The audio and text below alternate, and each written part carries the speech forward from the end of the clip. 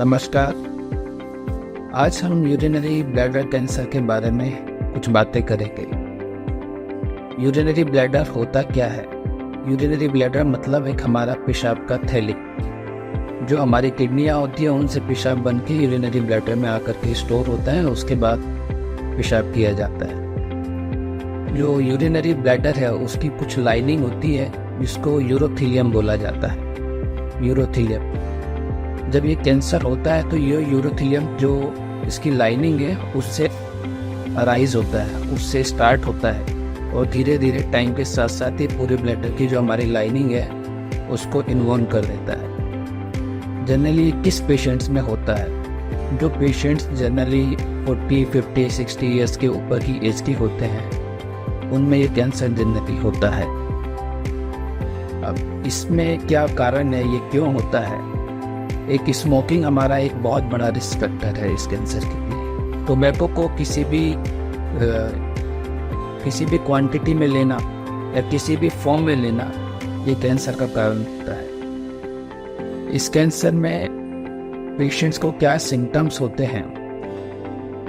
Patients जो होते हैं जनरली उनको पेशाब में पूरा पेशाब लाल होना, पेशाब में खून आना, और पेशाब में जब खून आता है वो पेलनेस होता है। जनरली उसमें दर्द नहीं होता है, पूरा पेशाब लाल आता है और खून जमा हुआ आता है, कभी कभी खून के थक्के जमे हुए आते हैं। तो ये सबसे कॉमन इसका सिम्टम होता है। जब भी ऐसा अगर होता है 50 to 60 ईयर्स की एज में या फिर कभी कभी जनरली यंग एज में भी होता है तो ऐसे में डॉक्टर को दिखाना बहुत ज़रूरी है।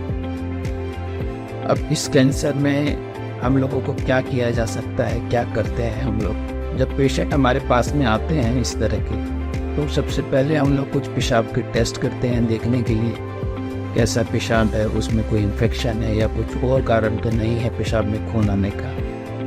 या उसके बाद में हम लोग टेस्ट करते हैं, एक बेसिक टेस्ट होता है, अल्ट्रासाउंड करके देख लेते हैं कि पेशाब के अंदर जो आपका गांठ है या जो कैंसर है वो किस कारण से है, कैसा है, कहाँ पर है। उसके बाद में पेशेंट का फर्दर इवेल्युएशन किया जाता है। तो पेशेंट्स रहते हैं उनके कुछ और सिम्टम्स भी रहते हैं खून के अलावा। पेशेंट्स को बार बार कभी पेशाब होना, कभी रुक के पेशाब होना, कभी खून का आकर के पेशाब की जो हमारी नली है, जो यूरिथ्रा है, उसमें रुक जाना, पेशाब का सडनली एकदम पूरा बंद हो जाना, इस तरह के सिम्टम्स रहते हैं। जब ये कैंसर बढ़ जाता है शरीर में, काफ़ी स्टेज में आगे पहुँच जाता है तो शरीर में फैलता है। उसमें कारण और भी सिम्टम्स हमारी बॉडी में प्रोड्यूस होते हैं, जैसे खांसी हो जाना, कभी कभी पीलिया हो जाना, चक्कर आना, इस तरह के सिम्टम्स भी लेटर स्टेज में आते हैं। बहुत ज़्यादा वीकनेस प्रोड्यूस होना बॉडी में। अब इसका इलाज स्टार्टिंग में संभव रहता है। जब ये कैंसर स्टार्टिंग में डिटेक्ट हो जाता है तो सीटी स्कैन करने की कभी ज़रूरत पड़ती है, उसमें देखा जाता है। और इसके इलाज में जो आजकल ऑपरेशन हमारे पास में है वो दूरबीन से मोस्टली ऑपरेशन इनके संभव है, जिसमें हम लोग पेशाब की जो हमारी नली है जिसको यूरिथ्रा बोलते हैं उसके थ्रू एक छोटा सा दूरबीन जैसा इंस्ट्रूमेंट ले जाकर के वो कैंसर को निकाल दिया जाता है। बट ये ऑपरेशन होने का मतलब ये नहीं है कि इलाज पूरा हो गया है। इलाज को पूरा कराना जरूरी है।